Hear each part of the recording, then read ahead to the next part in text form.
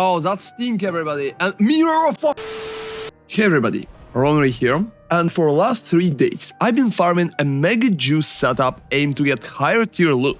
And yesterday, the mirror of calendar finally dropped. So in this video, I wanted to share all the information about juicing that setup, plus the stats of the map that dropped mirror itself. So even if the mirror is a pretty lucky drop, this juiced setup been bringing hundreds of divines in general and should be pretty profitable just with raw drops to farm. I will be able to explain what you need to make something similar and how to make more divines when you're just raw farming. Let's go! So first off, let's talk a little about the maps that drop mirror to us itself. So right here is the stats from that map. We had about 70% quantity and 183% rarity in the map, together with 33 pack size. And I believe that about 70% quantity is enough to at least give you a chance to drop a very high level loot. So mostly playing just basic setup together with higher quantity and rarity. However, there's a few cool tricks that I want to showcase right now that I think can improve your loot significantly, together with my atlas, which should be used for a setup like that. And right here, as you can see, here the quantity, here is the rarity, and the map obviously been overrun by the abyss and also had like +1 monster level, so monster level been 80 in the end. So probably the coolest trick that people heavily underestimate at the moment is Atlas impact. My Atlas is pretty basic for an endgame and I think it should be used for all high level juicing. So 40 points we're going for unstable energies and picking all waystone modifiers that we can reach together with tablet effects. However, after farming high juice for some time, I believe there's a thing that's very important for high level loot. It's pretty much local knowledge buff. So when you run in swamp and water biomes, it gives you 40% increased chance to drop basic currency. And we dropped a mirror exactly in the swamp biome, so the mob being swamp and local knowledge being on. That's a very important part right here, because I believe that local knowledge is adding a lot of additional currency in overjuiced maps that already have like abyss overrun on them. So I heavily recommend to allocate local knowledge every time when you're running swamp and water biomes. It's pretty important and it's going to help you a lot with the loot. However, when you're running like other type of biomes like mountain, forest, desert, you can pretty much drop local knowledge completely. So I'm usually just repicking 1 point here, taking off local knowledge and spending that point back. So that's how Atlas should look not on swamp and water biomes, and on swamp and water I'm just adding local knowledge back. Since those maps are very expensive, I believe it's worth a little extra hustle to pretty much get all the stuff in. And for the rest of the Atlas, I think it's pretty simple. We're going to utilize only Breach right here. And for Breach, we're taking both Riding Pyre for like density, because density is playing a very big role, together with Crumbling Walls to have a chance to get more breaches, and Interdimensional Assault, because that way Breach will open faster, but still you have like more density in general. If you can't feel like you can clear Breach too fast, you can drop Interdimensional Assault completely and just invest those points like in Sustained Siege if your build is too slow, or into Grasping Hands for example, just to get a little more magic monsters. But I don't really believe that any other bonus right here worth it as good as Interdimensional Assault, because 10% of monster density is pretty important. And for the main Atlas is just staying like that. For the bosses, I'm not using anything out of the ordinary, so just focus on the main Atlas and make sure that you have unstable energies together with local knowledge allocated, and you're focusing on swamp and water biomes, because those are going to drop a lot of additional currency. So first off, let's focus on what happened to that juicing approach after the patch. I believe that after the patch, since we always have like 3 towers set up, nothing will change much. You will still be able to use the same maps and there will be just like less quantity from tablets. The rest of the setup is pretty much staying the same, so I think such approach still will be viable even after 0.3.1 will drop. And now let's talk a little about the maps first. So for the maps, we've been using a basic waystones like that. So mostly you're just going to use an omen to create them with rarity. And in such setup, omen of chaotic rarity is used to just add the rarity to the waystone itself.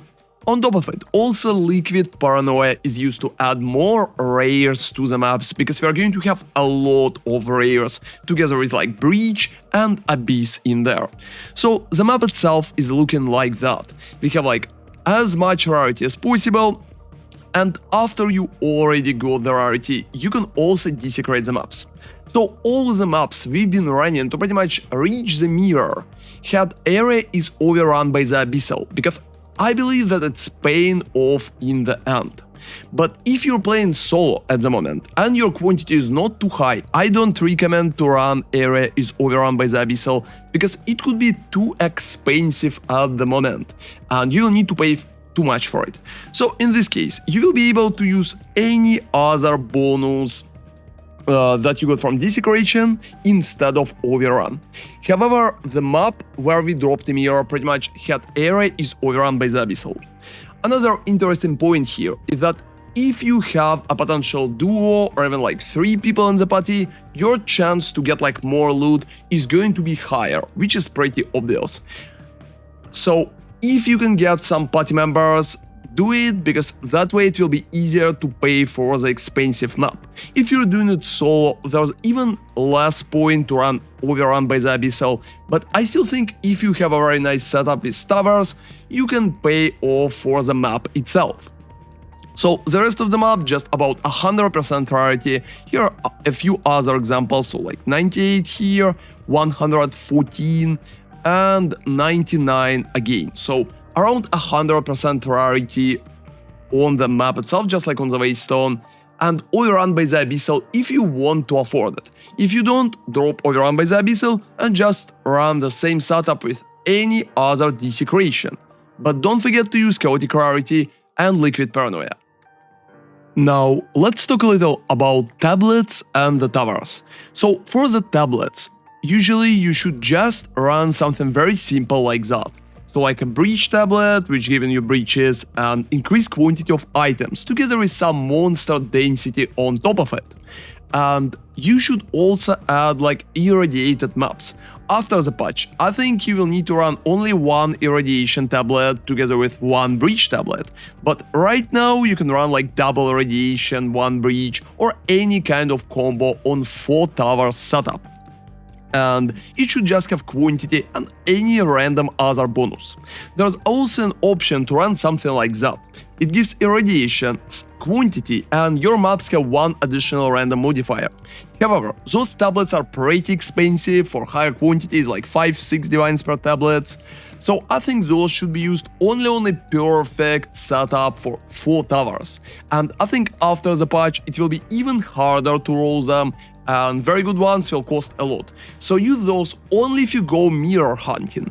If you just want to drop some rogue divines, I don't really recommend to bother, and would probably recommend to just stick with quantity and any other nice modifiers like basic stuff. Because that way you will not overpay for the tablets. So perfect setup, while we still have the Atlas, should contain 4 towers. When you will play after patch, there will be no towers, so you will need to just play 3 versions of it. And the map should look like something like that. There's about 60% increased quantity, there's also additional density for breaches, there's also like irradiation on it, abyss overrun, breaches, and the boss.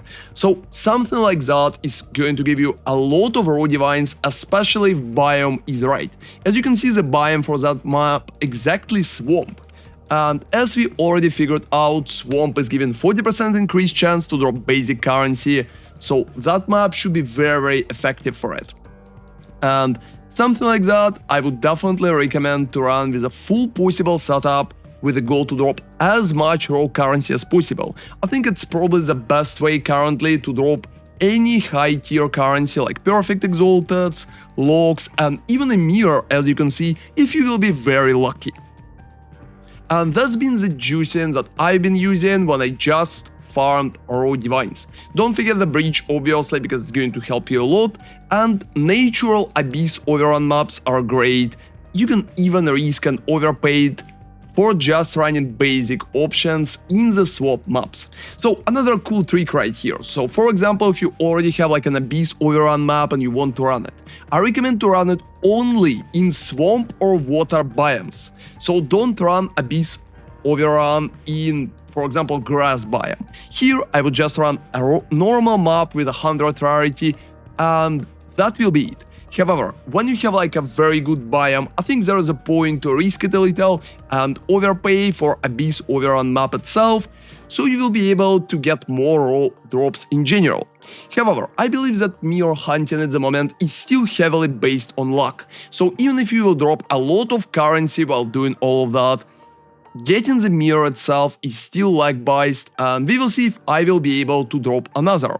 Feel free to check out my stream linked in the description and in the pinned comment too, because right now I will definitely focus on farming more of the Overjuice content to try and drop a second mirror. Hope that video will help you with your own juicing too, and let me know in the comments what kind of juicing you've been using and what gave you the best result. Thank you very much for watching, and ronarray out.